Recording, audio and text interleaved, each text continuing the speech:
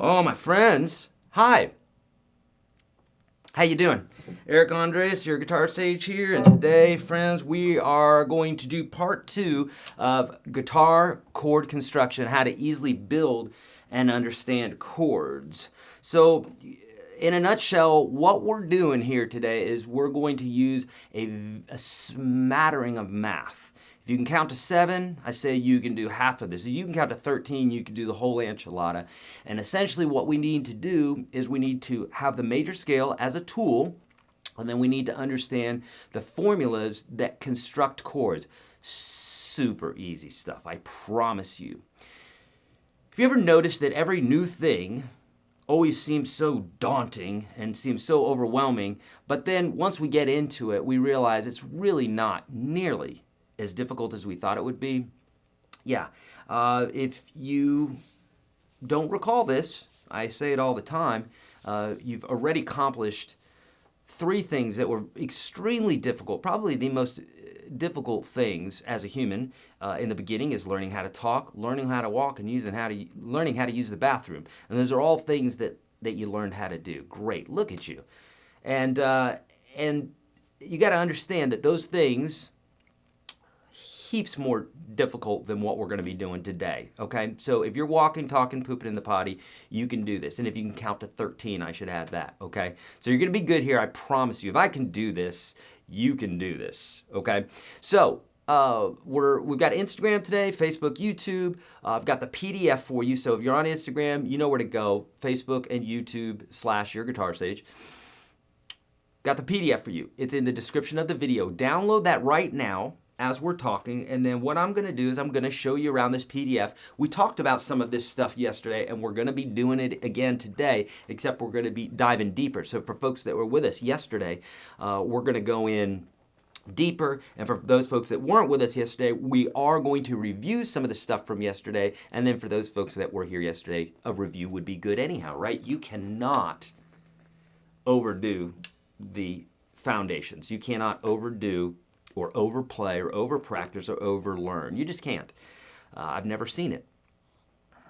But you can really drill home those foundational bits and pieces, and that's what we're going to be doing today. Okay, 2 basic links for you today. The free beginner series, friends. I say it all the time. I'll continue to say it till the day I die.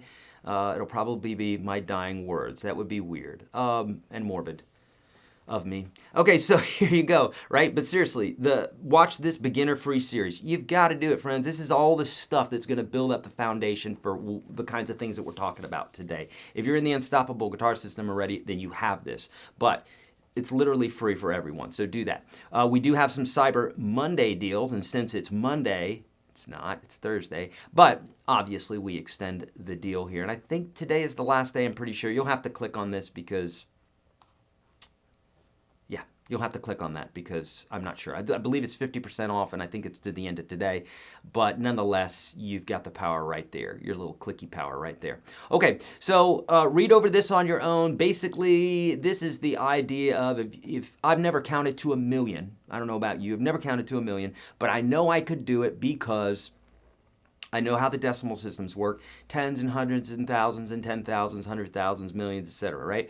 And we know 1 through 9. If you know that, you know the protocol or the system to count. Even though you've never done it before, you can rest assured that you could probably count to 1,000,000. I know I can do the same. And instead of memorizing thousands of chords, how cool would it be to have a similar system where the only thing we need is this basic idea of what it is that we're doing, and then a pattern or some sort of formula, and that's what we're going to be talking about today. Okay, so we're talking about building chords so we don't have to memorize all these chords, so that we can have thousands, tens of thousands of chords and inversions in different shapes at our disposal on the neck anytime we want without ever having to have played them. Okay, but Eric, I don't understand that. I just told you, remember? You can count to 1,000,000, although you've never done it before. I bet you could even count to 1,000,000,000. Okay, but that is because there is a specific system, okay? This diatonic harmony, if you don't know it, you need to go over it because it's really important, but the gist of it is there's something called the major scale. You can start it from any note on any instrument. On the guitar, you can start it on any fret, doesn't matter, and if you follow this pattern of whole steps and half steps, a half step's the distance between one fret and the next, A whole step is 2 half steps.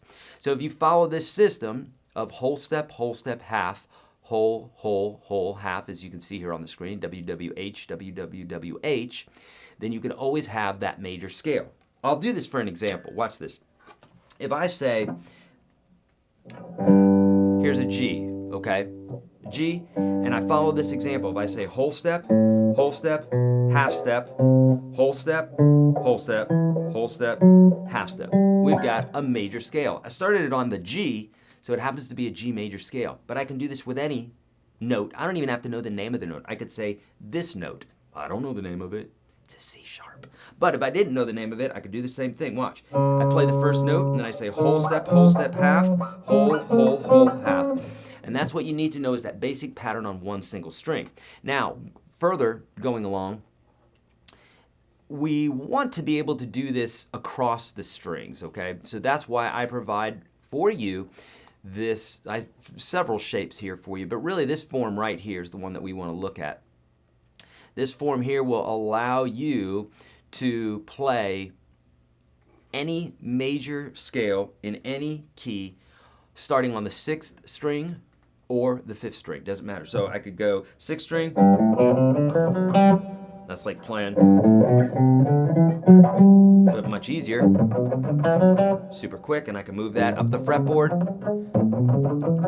And every single time I'm playing it in a new key with all the sharps and flats that are related to that specific key. And then I can also do this on the 5th string. Okay? You're not going to be able to play it very quickly at first, obviously. And the point here is not to play it quickly. The point here is to play it accurately. You want to think about this as your measuring stick for everything it is that we're going to be doing, okay? So make sure that you do that, okay? And yeah, and then let's keep going here for a moment. And then once we have the major scale, then we're talking about construction, right? So you could think about this as the ingredients that are required to create a meal, a soup, or in this case, a chord. So a chord is 3 or more notes played at the same time. In the case of a major chord, we basically take the 1, the 3, and the 5 from the major scale. We play those 3 notes together. Let me show you this really quickly. This is just a little bit of review from yesterday. So we got our scale, 1, 2, 3, 4, 5, 6, 7, 1, right? It's the major scale. If you don't know it already, it's okay. You can do it. Just take your time after the broadcast and go through this PDF. It won't take you very much time, and it will massively, massively pay off and help with your understanding of chords, okay? So here's our scale, 1, 2, 3, 4, 5, 6, 7, 1. And we said here that the major chord needs to be a 1, 3, 5 from the major scale. So we need that 1, we're going to skip over the 2, we're going to play the 3. We need that guy, skip over the 4, play the 5. And we're going to stop there, we're going to keep it simple. 1, 3, and 5 is all we need. 1, 3, 5. 3 and 5 are on the same string. So we're going to take this 5, which is a D, and we're going to play the open D, or 4th string. So now I can play those 3 notes together. 1, 3, 5, and we got the first 3 notes of our major G major chord. 1, 3, 5. If we keep going, this particular form that I'm playing is 1, 3, 5, 1, 5, 1. Okay, I can play different forms of this chord, and it's going to be different 1s and 3s and 5s, but essentially it's the same thing, right? So if Grandma creates a chili with tomato sauce, 3 different types of beans, corn, whatever you're putting into there, right?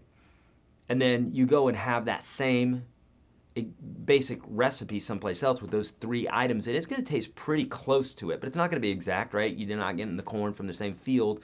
Maybe one's organic, one's not organic. Maybe Grandma does a special thing to it, you know, to make it taste a certain way. So these chords, even though they're similar and they're using the same ingredients, they're not going to sound exactly the same, but they're going to sound very similar because they're using the same ingredients. For instance, here's a G, here's a G, here's a G, here's a G, G, G, and they all sound real similar, okay? So point being here It's basically the ingredients that we're talking about, okay? So let's go back to this. So we said the minor chord was the 1 flat 3 5. So if we took the 1, the 3, and the 5, the 1 and the 5 are going to be the same, but the 3 is going to be flattened. So here's our 1, here's our 3. We need to flatten that, and we got our 5. So,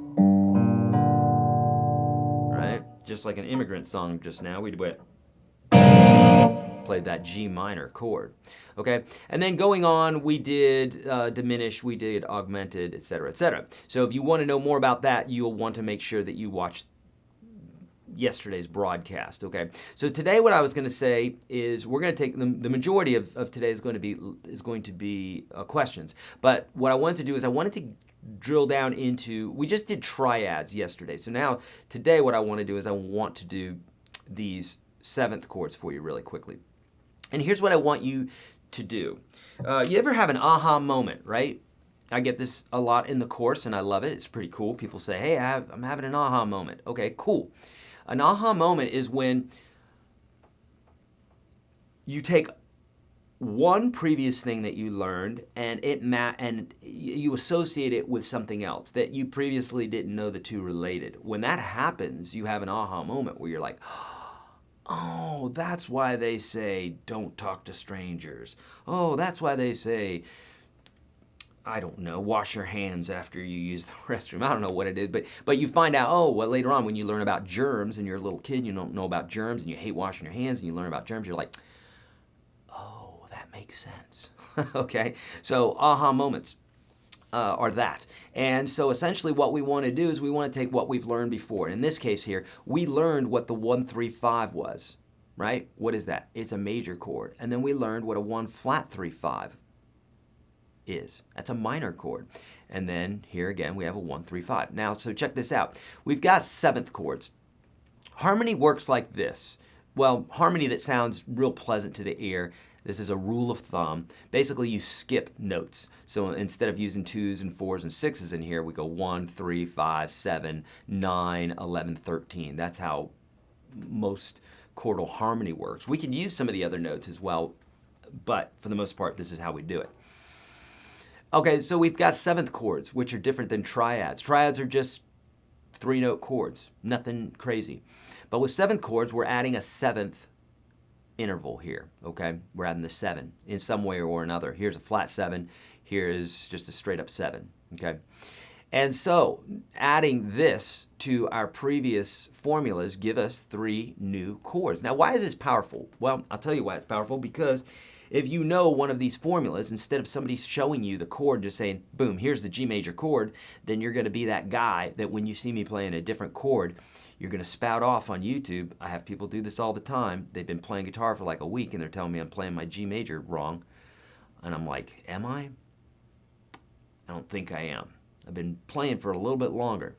And so what happens is, they got a smattering of information, right? That's going to be embarrassing. So you want to understand that using these formulas will allow you to play many different forms. So instead of someone showing you a chord, and then you got to learn that chord again every time you need it, hey, show me that chord again. Instead of doing that, you learn the formulas, and then literally you can play any denomination of that chord that you want to play all over the neck, okay? Very, very, very empowering instead of always having to rely on a book or a reference manual or something like that, okay? So going back to this, essentially we've got what's called a dominant 7th chord, minor 7th chord, major 7th chord, but Eric, I don't know what that means. Well, that's okay. You don't have to know what that means. They're just labels right now, okay? I don't think you know the meaning of the name of everybody you know. Do you know the actual meaning of their name and what it means? And no, you don't. Just call them by their name. So this is dominant 7th right now. Don't worry about it. So in that case, we know that this formula is a 1 3 5 7 or 1 3 5 flat 7. Dominant 7th chord is also known as a 7th chord, so like a C7, right? And basically what we're doing is we're just taking a major chord, but we're adding this flat 7 note. So this is how we would do this. We know, so someone says play a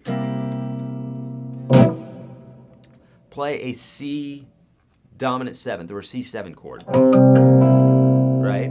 Then what I'm going to do is I'm going to play a C major chord right there. And I can easily make this a dominant 7 by just adding the flat 7. So watch this. I'm going to play through the scale. Remember I said we need that scale every time. We need to be able to count to 7. 1, 2, 3, 4, 5, 6, 7. This is the hardest it is right there, being able to count like that. And then we said that that chord's a flat 7, right? Well, if it's a flat 7, then this is a 7, then we need to flatten it. So 1, 2, 3, 4, 5, 6, 7, flat 7. So basically we need to play a C major chord, but we need to add that note. So it sounds like this. Some of you just had an aha moment because we just connected the dots of two different places, right? Let's try this with a D major chord. There's D major. We can play our scale. 1, 2, 3, 4, 5. This is D, by the way, starting at the D note. So whatever chord we're analyzing, we need to use that specific scale. So we got 1, 2, 3, 4, 5, 6, 7. We said it was a flat 7. So we need to add that note to our D major chord. Well, how do we get that up there? I guess we could go. That's a D7. It's a weird one, right? You don't see that one very often. But how can we do this another way? That note can also be found here. So instead of a D, like that, we go.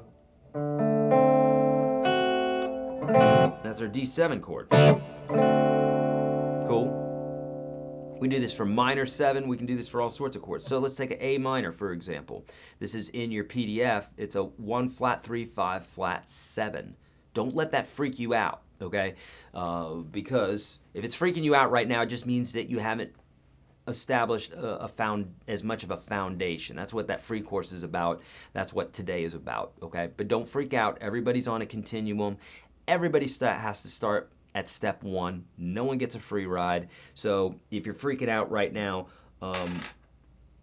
it's because you're assuming that you should know this already, and you shouldn't. Just like if we were to start studying Chinese today and you've never studied Chinese, you're probably going to suck at it like I do, because I don't practice it, because I don't do Chinese, okay? So it's all new stuff. It's gonna feel weird at first, okay? So here's A minor. So if I wanted to play a minor 7 chord, then what I would need to do is I would need to play the minor chord, which is a 1 flat 3 5, but then I would need to add the flat 7. So watch this. Here's my minor chord. I got the first 3 notes taken care of because I know that a minor chord is a 1 flat 3 5. But I will need to add that flat 7. So here we go. Watch this. I need to use the same scale as the letter name of the chord that we're working with. If we're working with an A minor, I need to use an A major scale, not an A minor scale. It's always A major. Don't ask why. At least right now, don't, okay? Just know that that's our measuring stick, okay? You can ask that during the broadcast, during the question and answer, and I'll tell you why that is. Okay, so here we go. So here's an A, and I'm going to play through the scale. 1, 2, 3, 4, 5, 6, 7. There's a flat 7. So if I add that note, which happens to be a G, if I add that note to this A minor chord, then I can have an A minor 7. Now, I can just play the open G here. And so instead of an A minor, I'll lift that ring finger up. Now I have an A minor 7. Okay? So, very, it's simple in that if you really just need to use the major scale, you need to build some triads at first. Before you're building 7th chords, you really need to build the triads, okay? If you can't build the triads, it's just like juggling, right? You can't juggle with 3 balls. Adding 4 is not going to help. You need to cut back to 2. So build those triads first, as I instruct you in the PDF. You should be downloading that PDF already. Something else I want to mention to you guys, and then we're going to go into 9ths, 11ths, 13s, or we're going to touch on those. It's a lot of information, so I don't want to overwhelm you. Please share this video right now, friends, because if you do, Twitter, Facebook, Instagram, all the places that one can share it, please do that, because doing so, and the more places that you share it, the more opportunities that you have to win, because what we do after these broadcasts is we award a winner. We do this every week. Every time we have a broadcast, right, which is almost every week, we award a winner for the lifetime membership at the Unstoppable Guitar System /365. We charge $400 for this course all the live long day. $365 is like another $80, if you get into UGS, we give it to you for free, but if you're buying them separately. So with all that being said, someone's going to be awarded this week. It could be you. Share this and we will find you, okay? What else? Anything else? Download that PDF. Okay, let's talk really quickly about 9s, 11s, and 13s. So essentially when we're playing the scale, we can count 1, 2, 3, 4, 5, 6, 7, 1, 2, 3, 4, 5, 6, 7, 1, 2, and keep going like that. Or we can keep counting 7, 8, 9, 10, 11. And that's where we get our 11s and 13s, etc. So watch. If someone says play a 9 chord, a 9th chord or a 9 chord, then essentially what we're going to do is we're going to play a 7th chord, but we're going to throw a 9 on top of it. Usually, as a rule of thumb, as we're stacking harmonies, we're going to have the previous notes in the chord. So we have a triad, a 1, 3, 5. We got to have the 1 and the 3, and then we have the 5 in there. But if we're doing a 7th chord, we got to have the 1, 3, 5, and then the 7. If we're doing a 9 chord, we have a 1, 3, 5, 7, add the 9. If we have an 11th chord, typically it's 1, 3, 5, 7, 9, add the 11. Now later on, when we start getting into these thicker chords, these jazz chords, we only have 6 strings, and we don't need to play all the notes anyhow. Some of the best rhythm players only play 3, 4 notes in a chord at a time, and but they played the right notes, okay? And that's something we can't delve into yet. It's going to be a little too detailed, but essentially, if we're playing a 9 chord, the 7 and the 9 are pretty important in there, okay? Also, the 3rd is important. So typically the 1 goes away first and then the 5 if we need to replace or get rid of a note to replace one of the more important notes, the higher, more embellished notes, 9s, 11s, 13s, that sort of thing. But there's some rules in that, and I really drill down in detail. I can only give you so much in a session like this. So obviously, if you really want to learn this stuff, get in the Unstoppable Guitar System where I teach it in depth, and you just will know it all, okay? Okay, so if someone says play a 9 chord, then what we want to do is we want to play a 7th chord, in this case here, a G 7th chord, but we want to add that 9. So here's how we do it. We play through the scale. Now this is where in the PDF you have a 2-octave scale. This would be helpful to know that one. So instead of counting to 7, we're going to count to 9. So I'm going to go 1, 2, 3, 4, 5, 6, 7, 8, 9. Okay? Now I can play the 9 there, or I can play the 9 up here. Doesn't really matter as long as it's not on the low end. So I could play it here or here. So essentially, if I wanted to play a 9 chord, I'd play a 7th chord. And then I'm going to play this note up here. And that creates a 9. Okay? If I wanted to play that note lower, I would have a different formula or a different formation of the chord. Let's try this another way. So let's see here. If I took this C major chord, made it a 7th chord, and wanted to play the 9, I'd go 1, 2, 3, 4, 5, 6, 7, 8, 9. So instead of playing this, I'd play, okay? But now I just took out the 3rd, which is not the best option in the world. So a lot of times the way people play this chord is they play it like this. Now we have the 1, the 7, I'm sorry, the 1, the 3, which is important to have that 3 in there. Remember I said that here's our 7, here's our 9, and here's a 5. So I have all the notes represented there. 1, 3, 5, 7, 9. Okay? All right, so it can get a little bit complex, but that's your clue to back up and make sure that you get more of the foundational stuff, okay? Okay. Now, if we wanted to do an 11 chord, same thing. We're just going to go 1, 2, 3, 4, 5, 6, 7, 8, 9, 10, 11. So in that case here, we would play our 7th chord, but we'd put our 11 in there. Now you might say, well, what about the 9, Eric? Well, that's great. Yeah, what about the 9? It might be nice to play that. So we can do different things. We can different formulas, different formations of the chord. We do that. But it just depends on the sound that you're going for, okay? So 7s, 9s, if we wanted a 13, 1, 2, 3, 4, 5, 6, 7, 8, 9, 10, 11, 12, 1, 2, 3, 4, 5, 6, 7, 8, 9, 10, 11, 12, 13. Okay, so in that case, our G13 would look something like this. And in this case here, we got a 1, a 7, a 3, and a 13. So you're probably saying to yourself, but Eric, where's the 9? Where's the 11? Where's the 5? Okay, yeah, those are great questions. And again, this is what we're getting into, is that when we're talking about these higher level embellished chords, you just can't include all the notes without, you know, giving yourself, being a contortionist and making a very uncomfortable chord. But the embellished notes are the notes that the ear is wanting to hear there. You know, if you're talking like jazz or really any genre, but you're using those embellished chords, okay? All right, I don't want to tarry too long on this. I really want to get to some questions today because I know you have them, and this higher level stuff is probably going to throw you off a little bit at first, or a lot of bit, so that's okay.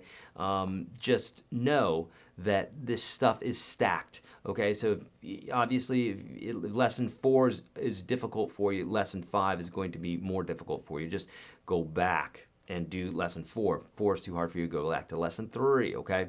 All right, Glasgow's in the house here. I'm on Facebook. I'm going to look at these questions very quickly through here, and then we're going to move on to YouTube.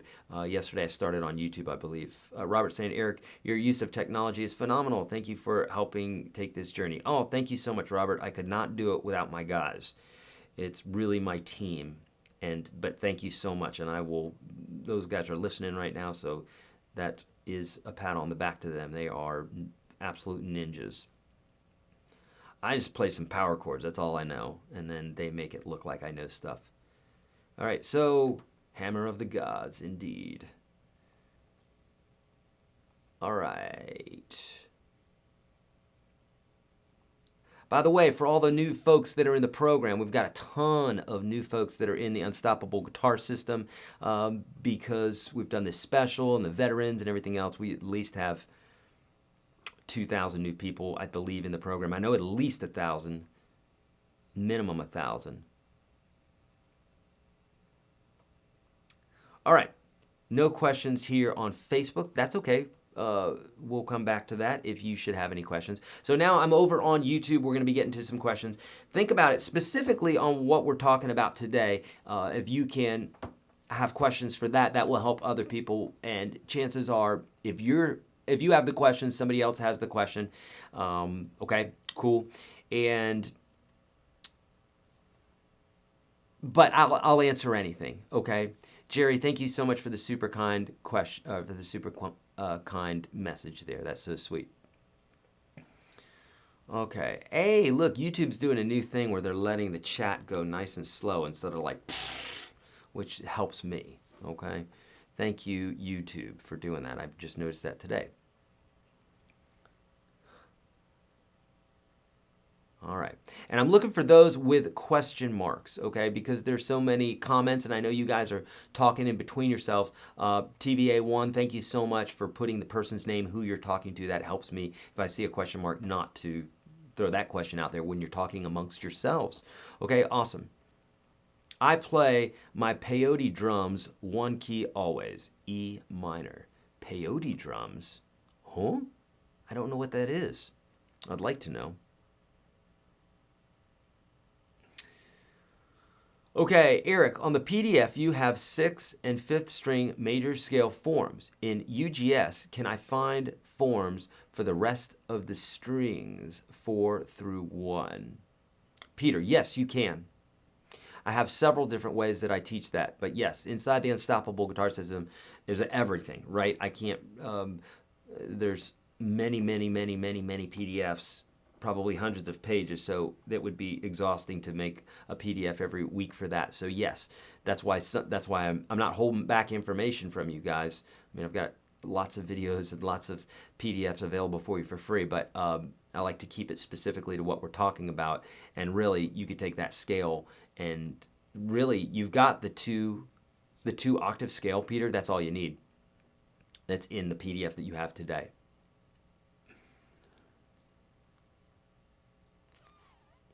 I'm fine on YouTube, but how do I chat and watch live on Facebook? Go to my Facebook page, Brian, and you'll see the live video there, and you click on it, and boom, you're in. You are chatting away. Why do you keep saying a chord is 3 or more notes? How about power chords, which are only 2 notes? Are these not considered chords? That's a great question, Uncle Jeff. For most folks, they would consider a chord 3 or more notes. Now, I've seen people argue that 2 notes makes a chord. But a power chord is named a power chord. It's more of just like a slang, okay, because it sounds really big. But that being said, you can have a 2-note power chord or a 3-note power chord, and they sound very similar. Here's 2 notes, here's 3 notes. 2 notes, 3 notes. So they sound very similar, but a power chord is essentially the 1 and the 5 from the scale and typically does not use a third. I say typically. It never uses a third. It's called a fifth, a 1 and a 5. That's it. So it's more of just something that people say. They call it power chords, but realistically, it's not a chord. Except for those out there that like to consider 2 notes being a chord. I like to consider that an interval because an interval is the distance between 2 notes. But, I mean, essentially you could say a chord. Most musicians are going to say 3 notes, though. Jerry's saying, question, are there any rules with regards to inversions? Are there certain intervals that shouldn't be over others? I'm not sure if I understand that question, Jerry, but let me see. Are there rules for regards to chord intervals? Are there certain intervals that shouldn't be over others? No, there's not, Jerry. Now, in certain genres of music, yes, especially like classical, they have certain rules, and they're more not rules that they knew back in the day. They're rules for us folks now because we typically don't construct music like they did back in the Baroque and classical and Renaissance eras. That's because for the same reason that there's dubstep and rap and what have you now, and that wasn't that in the 50s, right? Just like society creates these different genres of music. So that's it. That's the only rules. Otherwise, remember, Jerry, you're the artist, so you get to pick out whatever brush you want, and you get to use whatever paints you want, and nobody can say what you're doing is wrong. If they do, it just shows you stoppable guitar system. And I have a whole bit on inversions, right, where I do 1-3-5, or then I do 3-5-1, then I do 5-1-3 and 5-3-1, I think it is, and 3-1-5, 3-5-1, all the different variations that you can do that makes sense. I don't do intervals that you're having to grab these crazy pieces because chances are you're not going to really need them. Those are great for stretching out and thinking about all the different possibilities, but not before you do the stuff that makes sense first. Cool. Okay, Wolfgang is saying, can you talk a bit about rootless chords? Yeah, so I've never really heard that term, Wolfgang, but we talked a little bit yesterday about inversions, which is basically where it's not rootless, but essentially you're not playing the root on the bottom, the bass end, which is what Jerry's talking about here. It's called an inversion. So for instance, if we play a G major chord, here's G major, playing it with a G in the root or in the bass, or I could play it starting on the 5th, as in the 5th note of the scale. 1, 2, 3, 4, 5. So there's a G major chord, but I'm not playing the G in the root. Okay, I'm just playing that. So really your ear is filling in that note, or it knows what we're trying to do because of the formula. Okay, for the same reason that you could go to Cincinnati and you could have chili, and they put cinnamon in it. And just because they put cinnamon in it doesn't mean you don't taste it and go, what is this slop? What kind of crazy recipe is this? You're like, this tastes like chili with cinnamon in it, right? So they just put a little something in there. So realistically, when we're talking about inversions, because of the formula, it's going to get that sound that we're talking about, or that we're looking for. It's just going to be slightly different, right? So here's a G with the 6th string. Here's without the 6th string. Here's without the 6th and 5th string. Here's without the 6th, 5, and 4th string. Sound pretty similar, don't they?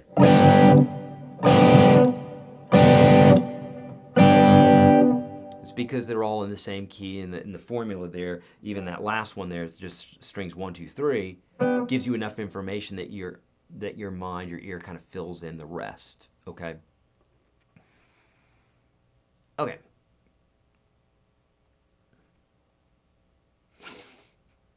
Too many left-handed cigarettes equals peyote drums. I wish I knew what that meant because it sounds really, really funny. Sounds like my kind of sarcasm. When practicing, is it wrong to start from the beginning when you mess up? Della, kind of. Here's what you want to do. There's nothing wrong with starting from the beginning, but it's kind of it's not the best habit to get into, because what happens is you end up going to the parts that you're really familiar with, when realistically you need to focus on the area you're having issues with, because it's always going to be there, and until you work through it, it's always going to be there. Kind of like in life, right? I know this because I always did this. When I would read a book and I'd start getting bored of it, and I'd start at the beginning again. I've got many, many, many books that I've started at the beginning and went through the first few chapters and never finished. And so this is a habit that you want to catch yourself in doing, and I'm getting better at this. But it's a habit you want to catch yourself in doing, and you really want to work through that section. Della, I think you're in the Unstoppable Guitar System, and you really want to, gosh, what's the lesson series that I talk about there? I mean, I talk about it through several of them, but slow it down, break it down, those sorts of things. Oh, the seam, S-E-A-M. I think you can find a similar video on YouTube, YourGuitarSage seam, and I talk about closing in the seam. So if we're going from a G chord to a C chord, and you're having a difficulty doing that, then the difficulty is what I call the seam. It's kind of like a seam in your pants, or a wrinkle. You want to make sure that you work that out, right?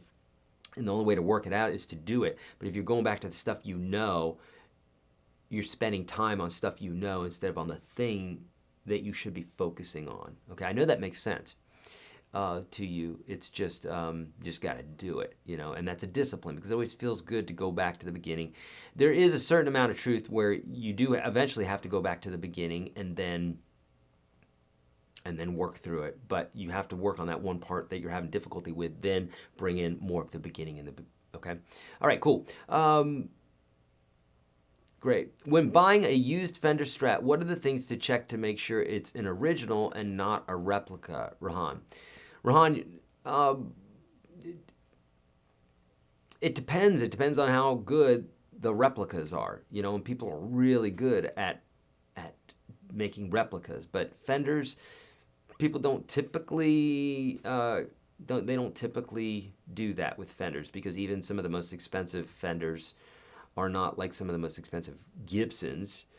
So, but chances are it's not a replica, especially if it's like under $500 or under $1,000. I would say it's probably not a replica.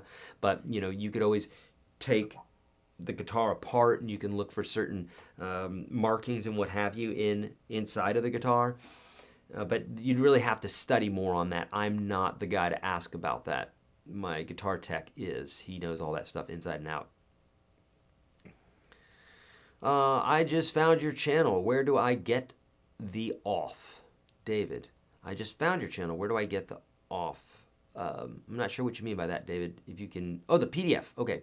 The PDF, it's in the description of the video, David. Anybody who hasn't downloaded the PDF, or you're just joining us now, description of the video, Instagram, folks, Facebook, and YouTube is what we're talking about. Description of the video, you'll see a link there. Click on that, and you'll be able to download it. Okay?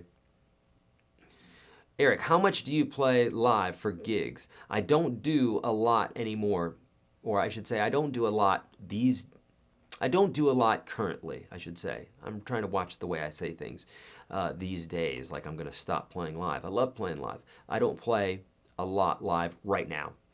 My last gig was in October with my daughter. Ben is saying, Eric, I'm not aiming to play solos because they're just too much for me. Number one, they're not too much for you if you do them step by step, okay? Definitely not too much for you, but, okay. And I've never aimed to, period. Can I play rock songs without them on guitar or no? So it sounds like you don't want to do it, and that's fine. That's cool. You know what you want to do, right? Can I play songs without them on guitar or no? Because I really don't fancy favorite solos. Okay, I was right. Yeah, indeed. Just play rhythm guitar, right? Like Mark Knopfler talks about in the Sultans of Swings. He didn't like to make it cry or sing. He just played the rhythm. He just knew all the chords. Guitar Joe, he knew all the chords. He didn't like to make it cry or sing, he says. So that's totally cool. Just be a rhythm guy. We need good rhythm guys, okay? Eric, can you play us a little Sleepwalk by Santo and Johnny? Well, you know, that was played on like slide guitar or dobro, but the chord progression is C major, A minor, F minor, which gives it that classic sound. A normal chord progression would go C, A minor, F major, G. I'll play it again. This is normally how you would hear it. A minor, F, G. But they changed it and they played C major, A minor, F minor, which gives it that really cool tone, that really cool sound. Sleepwalk. By Santo and Johnny. Yes, super cool stuff. What kind of guitar tuner you recommend? Tuning all C at once. Which string is out of tune? Tuning all C at once. Okay, so there is several tuners. There's one called a Polytune, and they have it in a pedal form, and they also have it as a clip-on. The Polytune, you can strike all the strings at once. It's listening to all the strings, and it will tell you which one's out of tune, so you can just adjust that string super quick. And a lot of the pros use that. Ben, in particular, I'm referring to classic rock like Aerosmith. Indeed, I mean, there's so many cool things that Aerosmith plays that just in the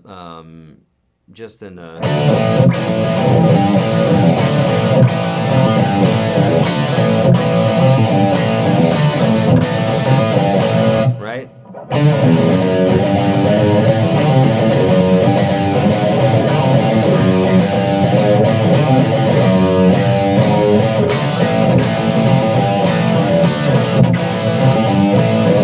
There's nothing more fun than playing good rhythm guitar. That's so much fun, you know? Yeah. Dig in on that stuff. That's awesome. Della, this is a new guitar that I'm playing. This is a Les Paul Studio, a Gibson Les Paul Studio that I just bought from Groon. And it's absolutely beautiful, isn't it? Gold hardware. And I saw this and fell in love with it, and now that I've been playing it the last couple of days, I really, really, really, truly love it. But who knows what I'm going to do with it? You know me.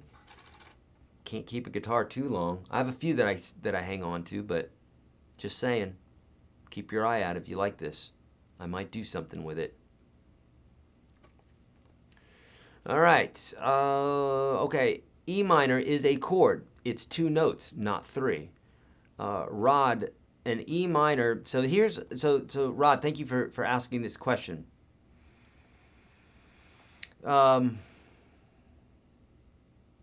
Because I get this a lot. So a lot of times people think that how many fingers you're putting on the guitar equals a chord. But alas, that's 2 fingers, but that doesn't equal the chord because I'm playing many notes there, Rod. 1, 2, 3, 4, 5, 6. I'm playing 6 notes and an E minor. I know you probably just did this to yourself. You probably just went, right? Because I know you, Rod, and you're a smart guy.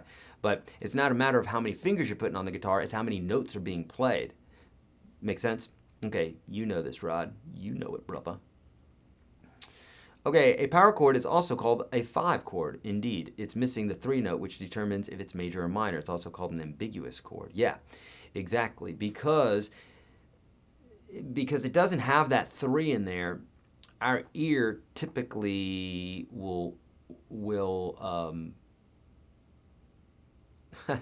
Okay, I saw someone, TBA1 also chimed in there. Because it doesn't have the 3 in there, it's not major or minor, okay? It's chord fluid, if you will. It's third fluid. It doesn't know whether it's major or minor, okay? I can see some people dropping off right now. I'm joking. I think that maybe I might be crazy sometimes in things that I say, and people go, this guy's weird. I get that a lot in my comments on YouTube. That's okay. I don't want to be normal. It'd be boring. Stephanie's saying all positions are positions important, like first, second position, playing important in playing music. Now, this now takes me all over the neck. Yeah, because I was talking with a buddy last night. We were saying, like, you can play a lick like this, or you could go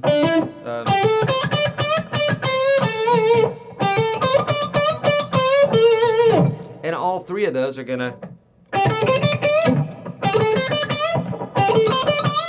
they all sound slightly different. It also puts you in a different part of the neck and that sort of thing. So the guitar is so cool like that. If you want a middle C on the piano, you hit middle C and it's only in one place. But on the guitar, you've got all these notes in many different places. You got a high E here, here,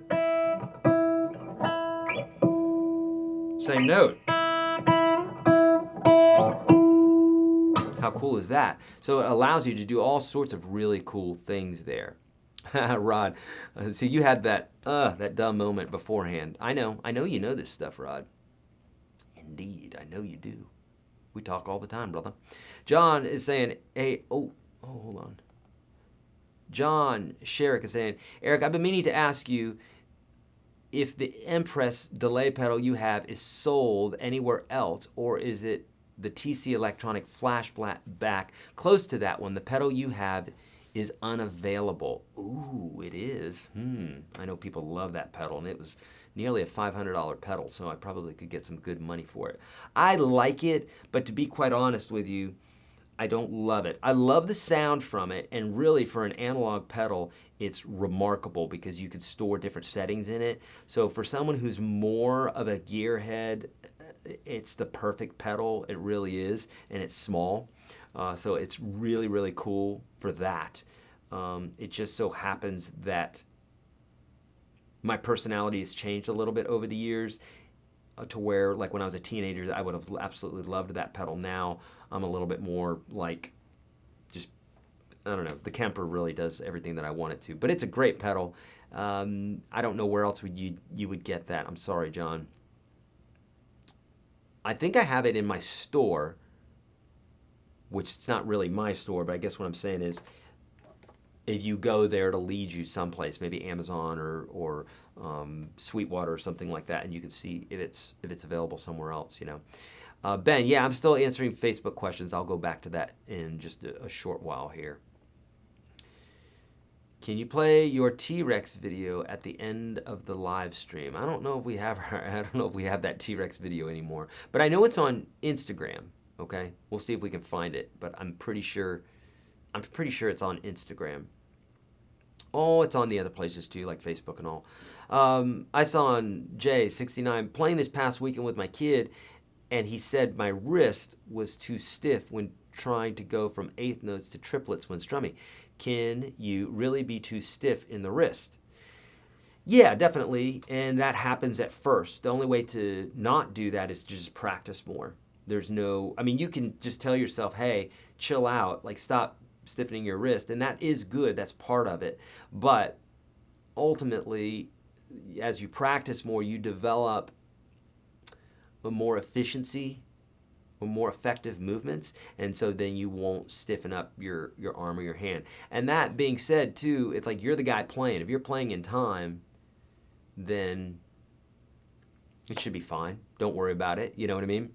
Don't be too concerned about what people say, unless you're truly just doing something entirely wrong, right? Sherlock Twain is saying, that's a cool name, by the way, Sherlock Twain. What would the numbers be for that with the F minor chord, and how would we figure it out? Okay, what are the numbers for that? Do you mean, Sherlock, do you mean what is the chord? The F minor chord is an F major chord.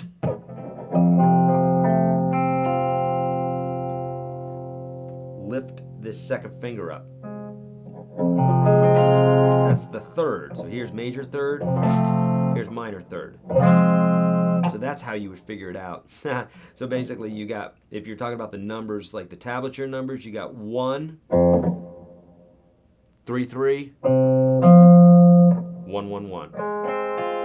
But better than that, Sherlock Twain, I would highly suggest, and anybody else who wants to know more about bar chords, on YouTube search Your Guitar Sage bar chords. Obviously, if you're in the Unstoppable Guitar System, you're going to get way more information there. But if you're like, I never want to buy anything ever in my life, as far as guitar lessons, then that's where you can find it. You can find something similar on YouTube there. Your Guitar Sage bar chords. Understand the power of bar chords. Yes, they're a little bit difficult at first, but there's two parts to it. It's the understanding, and then there's the playing part. The playing part takes a little bit of time, but the understanding of it doesn't take that long, okay? It's really important that you understand that. It will help a ton. Polytune, yes, it's called the Polytune. Is it, okay, another question. Is it always possible to simply transpose the chord progression up and down for any given chord progression? Yes, it's always possible. Hi, Eric. What happened to the update tabs in UGS? Michael, they're still there. The update tab is there. I'm going to verify that it is, but I'm 99% sure that it is. It'd be weird if it's not, and if it's not, then we'll look, but I'm 99% sure that it's there. I'm looking right now.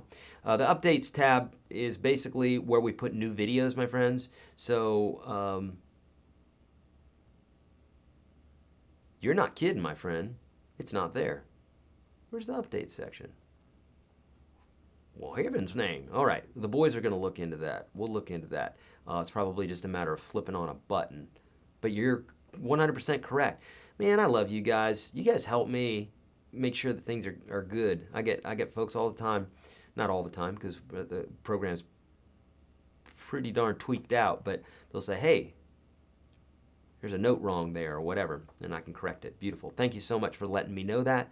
I don't know where the update section is, but it's there. We just need to turn a button on or something, so we'll be right on that. Thank you so much for mentioning that, Michael. Eric, I have one for you. In the 70s, I could take chords and riffs and riff around them, rhythm, not leads, by ear. Now, I seem to be having a hard time putting the notes together between chords. Any ideas? Mike, it might be that you were more, what's the word I'm looking for? More passionate about it. I know I was more passionate about it as a kid. I still am very passionate about guitar.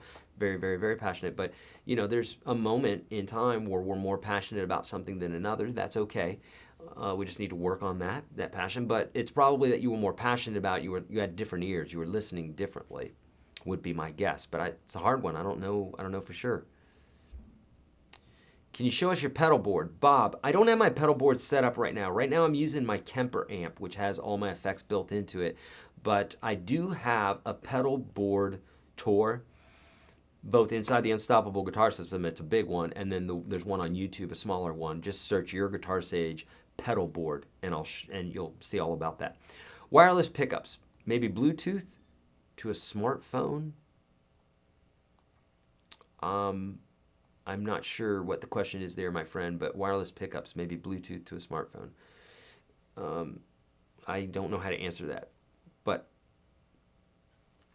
yeah, that would be really cool to have something like that. Wouldn't that be fun? Got it. C is the tonic of the song, then TBA1, so the key is G. Would it be D minor? Got it. C, if C is the tonic of the song. Oh, you guys are talking amongst yourselves. Okay, sorry.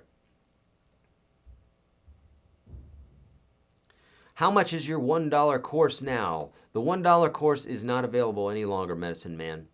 This is why I know folks sometimes think that I'm just pulling their chain, pulling their leg or whatever when I say, hey, this is going away. But we're not kidding. I mean, I don't say something if it's not true. Sometimes I'm mistaken, but I'm not going to say something that's untrue. So I told you the dollar thing was, I didn't know how long that was going to last, and now it's gone away. So sometimes we bring those things around. We don't really have any plans on bringing it around right now, but we do different things at different times just to experiment and see how people like them and everything else. But it's just not available right now.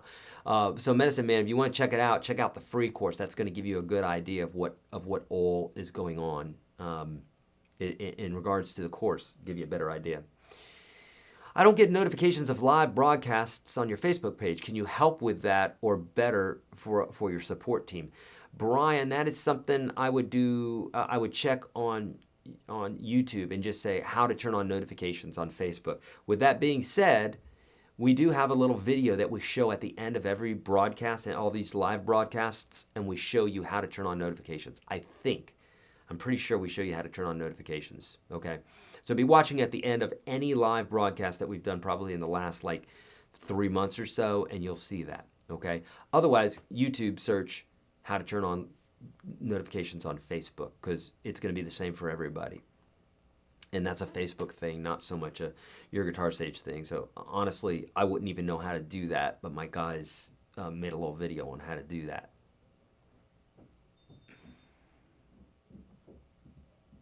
Okay.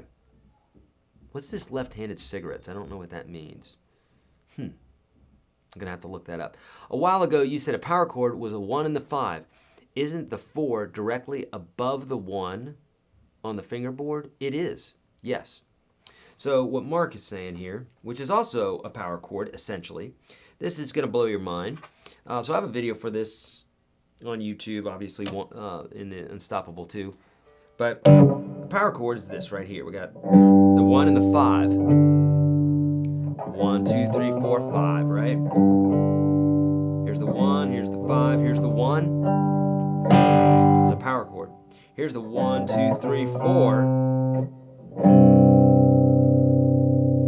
And this is going to blow your mind. Watch this, okay? So we got the 1, the 4, and the 5. Or I'm sorry, the 1, the 5, and the 1. Difference between the 1 and the 5 is a 5. It's an interval of a 5. But the interval between the 5 and the 1 is a 4. I'll say it again. Watch this. 1, 2, 3, 4, 5, right? But if we start on the 5 and we play the major scale, 1, 2, 3, 4. Now it's a 4. So from here to here, it's a 5. From here to here, it's a 4. This is why if you go one way on the circle of fifths, it's 5s, and you go the other way, it's 4s. So I'm losing some of you. It's okay, don't worry. So here's the 1. The question was asked, is the 4 right here? Yeah, it is. 1, 2, 3, 4. So if I play this, essentially I'm playing a power chord. If I had a B string here, I'd put that first finger there, and there's my power chord. Oh, sorry. I don't have a B string there, but if I did, you'd hear that other low note there. Okay. Oh, left-handed cigarettes is Colorado tobacco. Oh, okay. I gotcha. All right. Eric, do you believe you are the best guitar teacher ever? I do. Thank you, Zorro. For some people, I'm probably better. I don't like the word best because it just doesn't seem that there's a best of anything anymore these days. It seems like there's just a lot of good, you know, or a lot of great. But I think for some people, the way that I teach it works for them, you know.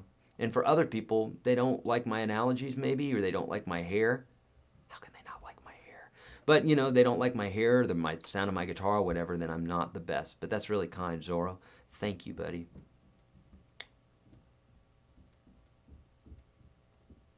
Okay. Left-handed cigarettes, Colorado tobacco. Joints. Okay. Gotcha. Jeez. Oh, I'm late to the party here. Pot, man, weed. Okay, everybody.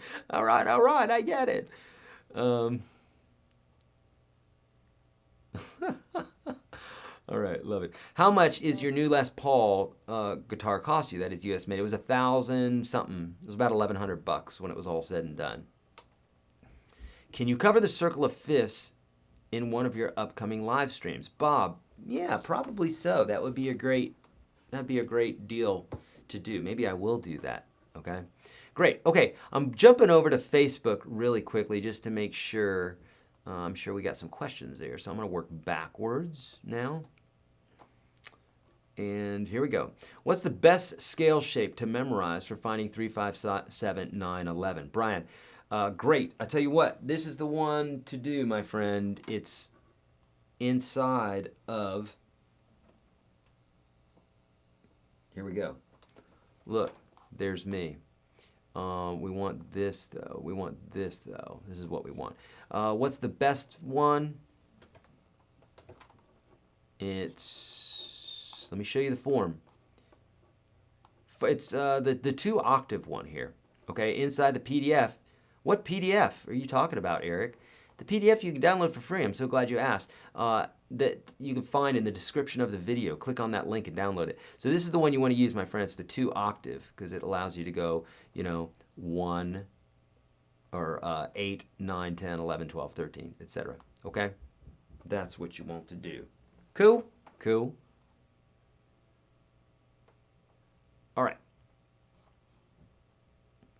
Does it help to memorize chord charts? Robert, it depends, yeah. Some songs I have memorized, and then other ones, like Immigrant Song, I didn't have Robert Plant singing along with me there, so I had to somewhat memorize. Messed up a couple times, that's all right.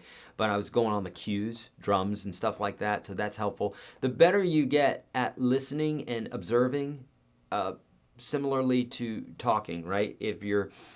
I know some people where a discussion or a talk with them means they're just going to talk the whole time and they're not going to be listening to what I'm saying. So that would be an example of someone who's just like playing over the music and not listening, listening across and trying to get that information that's being told to them via the music, right? So it helps to memorize chord charts if there's songs that you're using a lot, but it just depends on the situation, I should say.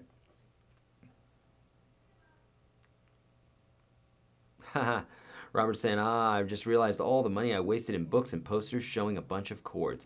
It's okay. Those are good for reference, but yeah. Yep. It's so much better to learn a method. I guess it depends. If you are just going to learn one song and you can see the chords right there and it's going to take you a few hours to learn this method, then you might just learn just those chords. But chances are you want to play more than one song. You want to get good at guitar, so yeah, method's better. Slovakia, what's up, Stefan? Nice. Oh, thank you so much, Jonathan. Good. We got Ottawa, Canada. Sweet. Okay, bumping back over to YouTube because that was it. Yep. All right. Eric, if you were paying by the hour, you wander too much, but for pure enjoyment, you are the best, okay? All right, thanks, Mike. Yeah, see, again, like some people will get what I'm doing and other people might feel I'm going off on a tangent. I find, and in fact, it's funny because here I am going off on a tangent for some others will get something out of this.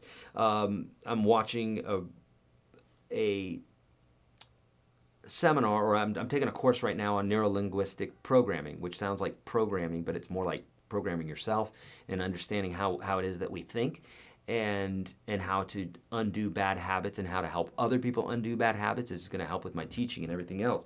And he was just saying, this was the lesson this morning, is that some people love stories. So depending on if you're left or right-brained, if you're, I forgot which one was which, but nonetheless, if you're analytical, you're going to be the guy in my program who's like, hey, that note is wrong. Or that spelling of that video is wrong. You need to correct that. That's okay. There's nothing wrong with that. It's just a different way of thinking. Whereas other people will be like, I don't care that that's spelled wrong. Just what's the lesson? Those are going to be the people that are more on the feeling side of their brain. So you have literally left and right hand brain, and so the people that are more feeling do like those stories more, and the people that don't, they just give me the strict theory. I don't want any stories. I'll believe you. Just tell me what's A plus B equals C. So depending on your brain, right? So that's why some people might like me better, or might like Justin better, or Marty, or Papa Stash, or whoever, right? Okay, John is saying, which overdrive pedal that you have do you like the best, minus the Kemper? I love my OCD the best. That thing just, if I could pick one overdrive pedal that I've ever had in my life, it'd be that OCD pedal. I love it. It's version 3, what they call the Rico. That was the guy that tweaked it, Rico. John Denver knew what he was saying. I'm pretty sure, yeah. I'm pretty sure he knew what he was saying. Is there a mixer app to take out the guitar for practice? Not really. No, Gary, because no, there's not. There is a program, and I'll show it to you right now. If I can pull this up. It's called Riff Station. And let's see. Okay, so let me show you this, and I may have to, hold on here. I may have to, yeah, let me just show you this right here. This is called Riff Station, and I can pull songs into here. I won't do it right now because the copyright police will get us, and I don't want that. So if I play something that's copyrighted, then they ding the video. You don't need to know the details behind that, but nonetheless, this is called Riff Station. Here's the little, Riff Station. And basically what you can do is, a lot of times the vocals are right in the center, and so you can literally separate using this width and this separation thing. This is a really cool program that I use to listen to guitars better. In Van Halen stuff, the guitar will be over here in the left, so I can take out everything else and just hear what's happening in the left. So that's helpful. Or if I don't want to hear Eddie, I could just take out everything that's over to the left here. Okay, there's ways to do that, but it really truly depends on how it was mixed in the beginning and where the guitar is in the scheme of things. Otherwise, you would need what are called the stems, which are the original tracks, and there's a few things like that on the internet, but not every song. You can't just grab a song and do that.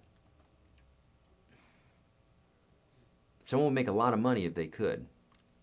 I'm pretty sure they would. How does one make a chord progression that sounds good, brother? Jacob, well, that's a great question. You would have an understanding of how the chords work well together. And here, I'm going to tell you the code. Literally, I'm going to tell you the code right now. This is the code for 99.9% of every single song you've ever heard in your entire life. Literally. You ready for it? It goes like this. I'm not being sarcastic. I know it sounds like I'm getting ready to, but I'm not. So here's how it goes. If you're playing the major scale, or if it's a song in the major key, and I'll cover minor in a minute, our scale goes 1, 2, 3, 4, 5, 6, 7, 1, right? This is in your PDF.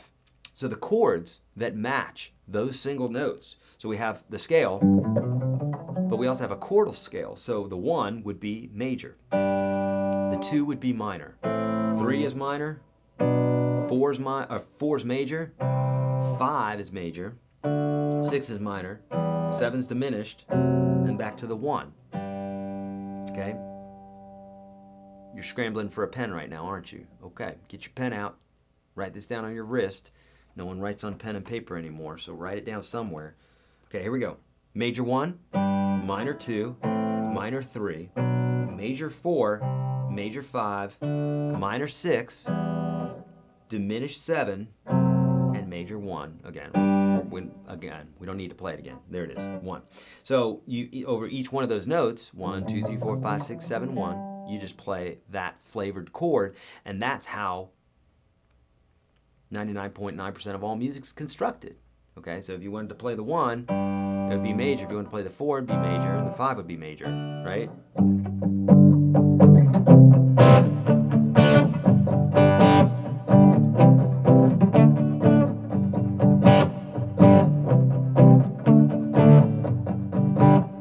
Go to the minor, you know, the 6 would be minor. So now if you wanted to do all of that in a minor key, then the 6 would be the tonal center. All the chords stay the same. So the 6 would be minor, the 1 would be major, the 4 or 5 would be major, that sort of thing. And so then what you do is you just find out what chords are used the most. Here they are. You ready? Write this down. The 1 chord's used the most. It has to be because it's the center of the solar system, right? It's the center of your song. It's the key, the tonal center, the 1. The 5 chords used the next the most, then the 4 chord, then the minor 6, in that order. Then you might do the 2, bring in the 2 minor, the 3 minor, and yeah, okay. That's how you do it, and then come up with some sort of cool rhythm. All right. I taught successfully for 25 years on tangents. Don't stop. Okay, thank you, Mike. No, I knew Mike and I chat a lot, so I know he wasn't criticizing me, but yeah, it's true. I tell people all the time, don't take one-on-one lessons from me. I'm charging $200 an hour now, so that's expensive. And right now, you could get the entire Unstoppable guitar system and everything in 365 for under $200. So it's like it'd be nice to just take a lesson from me. That'd be cool, but you're not going to learn more. It'll just be fun to sit there and ask the questions directly and have me answer them directly without being in a chat and all that stuff. That'd be cool, but I don't think that's probably worth $200. It depends on how much money you have and how free you are with your money, but I would say just buy the system, okay? But I agree. I 100% agree. And then when I raise my price again, it's like that's going to be, and I'm doing that specifically because I really need to be teaching online, because here we are. We have probably a few hundred people here, and I can address several people at once and help lots of people instead of one-on-one. Okay? Mary Beth, yes, NLP programming. Look at the #1 program that's in Udemy. It's awesome. It's this Scottish dude, and he is off the chain. So good. Riff Station by Fender, not on iOS, Apple. It's on, that's a Mac that I'm showing you, Brian. So it is on Mac, but it's not, I don't think it's on for iOS, no.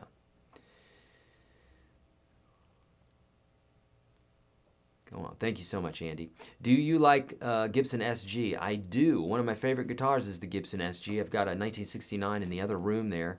It's because when I was born in 1969, I wanted to get something from 1969. This particular one was played by the Runaways, Lita Ford and Joan Jett. Used to be their guitar, and I bought it from a guy in town here who bought it from their engineer, and it plays and sounds amazing. I love it.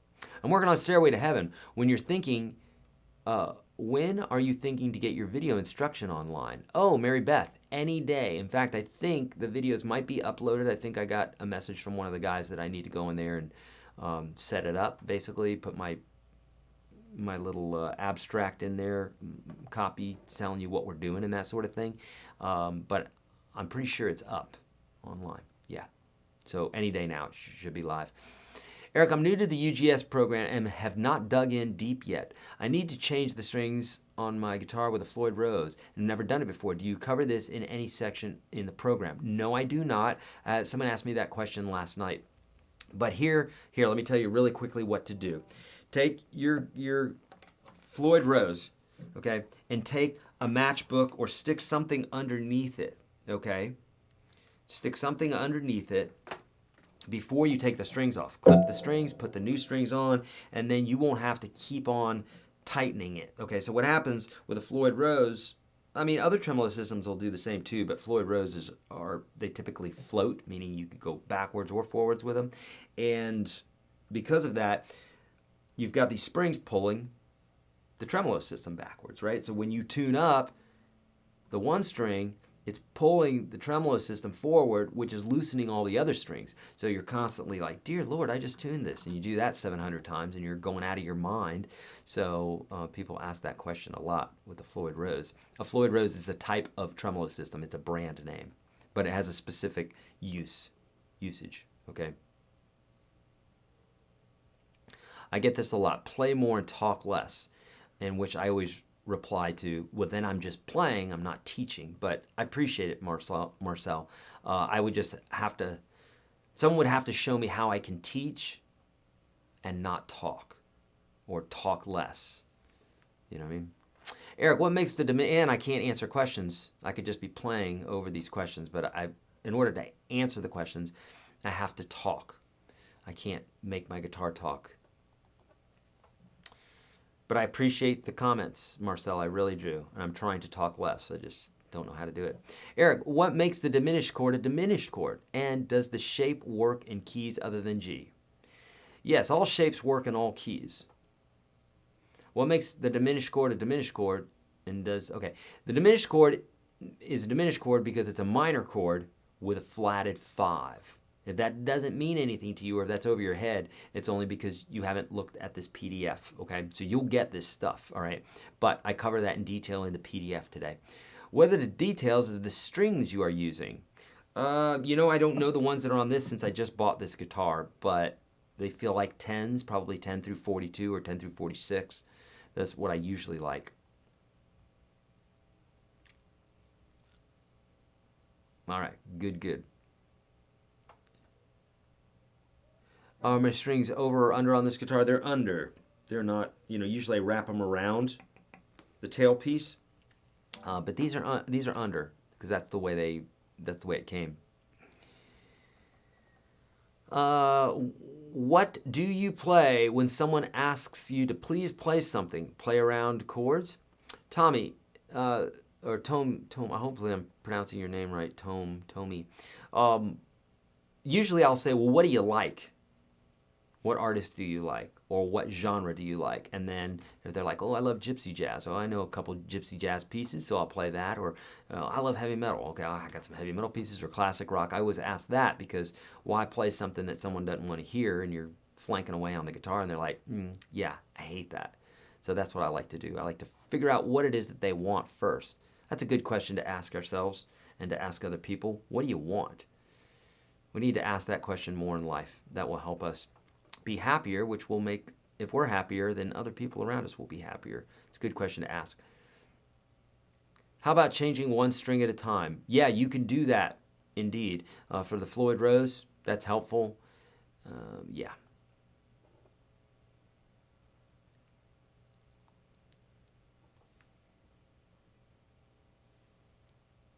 Oh, thank you so much, Dale. Super kind. I appreciate that, my friend. Do you plan a last big live event this year? Charlie's saying. Charlie, I don't think we're going to do another live event this year. Not a big one. Is there someone, Ron is saying on Facebook, is there a reason someone would choose to use a 3-string only triad over a more complete chord? Is it just a feeling or experience or experimenting? All. So why someone might use a 3-note chord is because maybe they don't want that chord to sound really big. Someone might say out there, they'll say, well, why wouldn't you play it big, right? Go big or go home. Well, because if everybody's playing big all the time, it would get really annoying. That's like everybody driving giant pickup trucks with big wheels. Someone out there probably likes that, but if everybody's driving them, blowing the smoke and everything else, it's obnoxious. So same thing, you know, the 3-string triads are there for playing more sparsely or for, you know, experimenting, all those reasons. How often do you use drop tuning and what reasons are there for doing so? Again, that pretty much can be answered by what Ron just said. It's feeling, it's experimentation, it's like all. And so I don't use drop tunings very often. I don't find I need to unless I'm playing a song like Everlong where we've got a drop tuning or some other song that requires a drop tuning. Great. Good questions. Okay, I'm back on YouTube. So it's good, Tommy, to have some songs to play for people. Okay? have a few go-to songs that you can just play right away. What are the best brand strings? Again, I don't love the word best because that's you know, it's so subjective, and really anybody saying a best is kind of, I don't know if they're lying, but it's kind of an opinion, right? So D'Addario are great. There's a lot of great strings. Vibe, V-I-B-E, that's great string. Do you ever visit the UK? I've never been to the UK yet. I really want to go. I've been to Europe a few times, but I have not been to the UK. Would like to go. Have friends there.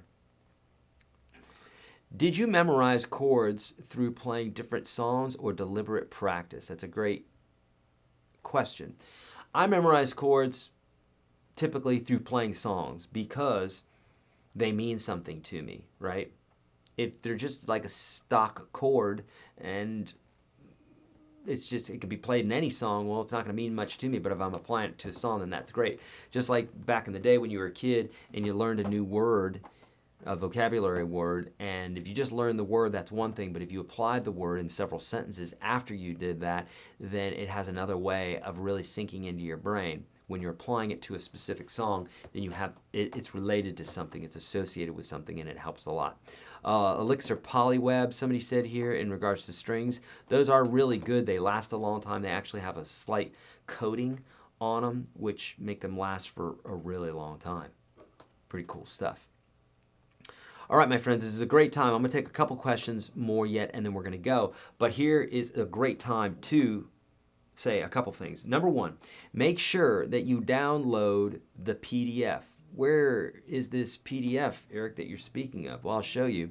I'm watching this guy on Facebook right now. Right here, this is where you go. And similarly, if you are on YouTube, you're going to find the same thing. You're going to find a little link right here. You're going to click on that, and then bingo, bango, jango, it's going to open up into your PDF, and you're rocking along singing a song. See what I'm saying? Okay. So number one, make sure you download the PDF. Oh, something else. Two other things that I want to make you aware of. Oh, I noticed that you noticed my really cool hoodie here, right, with the logo. That's because we're starting to make hats. And oh, I wish I had some more stuff here. We literally bought a box of like $800 worth of apparel the other day of YourGuitarSage stuff, girl stuff, guys stuff, the whole 9 yards. I'll get back to that in just one moment. We'll talk about apparel in just one moment. Two things.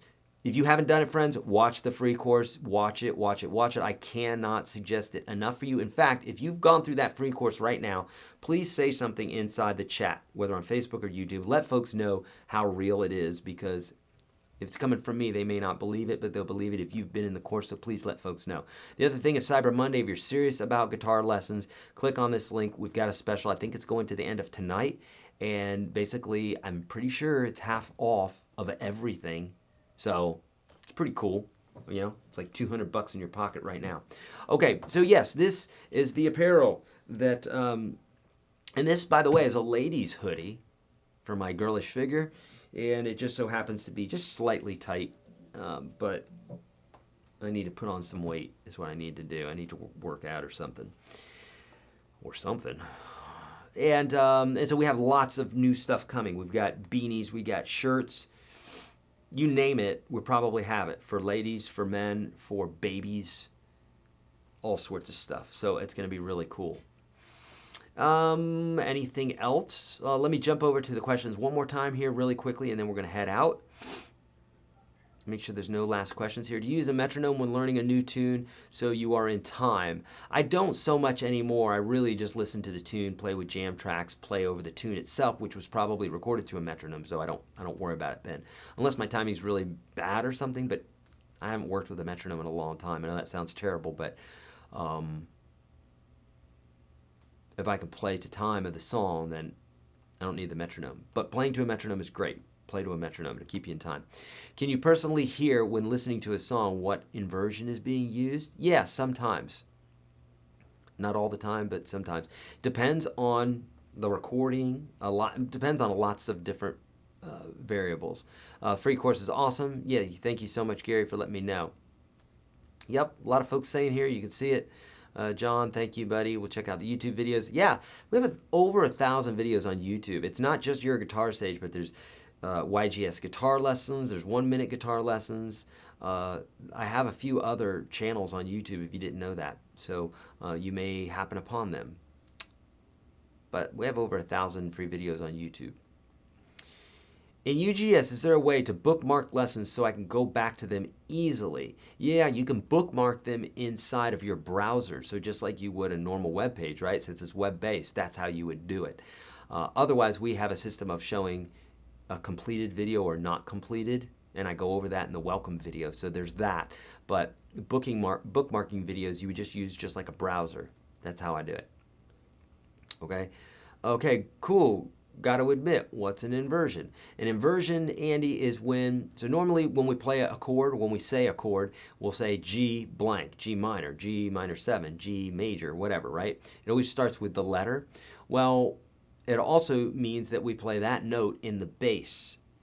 But if we wanted to play some other note in the bass but still have the same chord, it's called an inversion. So for instance, if we're playing a C chord, we've got C, E, G, right? Those are the notes that make up a C chord. We normally start that chord on a C, and then the rest of the chord. But C, E, G, it could have a G in the bass. Or it could have an E in the bass. So there's a C major chord with a C in the bass. Here's a C with a G in the bass. Here's a C with an E in the bass. Those are all inversions, but it's still a C chord. Does that make sense? Cool. Do you think it's a good idea to practice with a metronome to 25 to 40 beats per minute? It depends on what you're playing. So if you're playing with a metronome at all, good job. Okay, but it really entirely depends on what it is that you're playing. Are you pushing yourself? Is it too boring for you? You want to be pushing yourself a little bit, but not so much that it's uncomfortable or you're playing mistakes. Okay. Okay, another UGS is a game changer. Thank you so much, James. Yeah, if you're in UGS, let other folks know, because it's really important that they see that it's a real deal, right? And that folks are in there and they're learning stuff. Okay, that's it. No more questions, my friend. I'll bump over to Facebook last, and we'll just make sure there's no questions there, and then we're going to head out, my friends. Thank you. Free courses are great, as well as UGS. Eric delivers. Thank you, Eric. My son is in the Army, and it means a lot for me for your support for the veterans. Oh, thank you, Chad, and thank you. Thank your son as well. Okay, excellent. Beautiful messages here on YouTube. Thank you. Or on Facebook. Okay, friends, that's it. I'm headed out because we got more videos to make. Also, we have a call today regarding the pedal that I'm creating with Mark from Kurtronics. I should say I'm helping him design it, but really he's the brains behind it. I'm saying this is what I want. I'm the mad scientist, and he's the guy who's actually making it. Okay, but it's going to be awesome, and we're Mike and I are meeting today. We're going to be talking about the design for it. We have a name for it already. I won't tell you what that is quite yet until we have it copyrighted and all that good stuff, or trademark. Yeah, that's it. The apparel is coming soon. Be watching, social media for all this stuff. If you're not subscribed already, if you're on Facebook, if you're on any of these places, hitting that notification bit is really smart, because it will notify you when we're going live. And in fact, in just a moment here, we're going to play it. After that, we'll play the T-Rex dude, me riding on a T-Rex, or in some order there. But watch the screen, and you'll because someone had a question how to create notifications, and we'll show you how to do that. All right, I'm not sure if there's anything else to tell you, but I'll see you next week if not. All right, friends, love you guys so much. Great questions, and yeah, I'm out of here. See ya.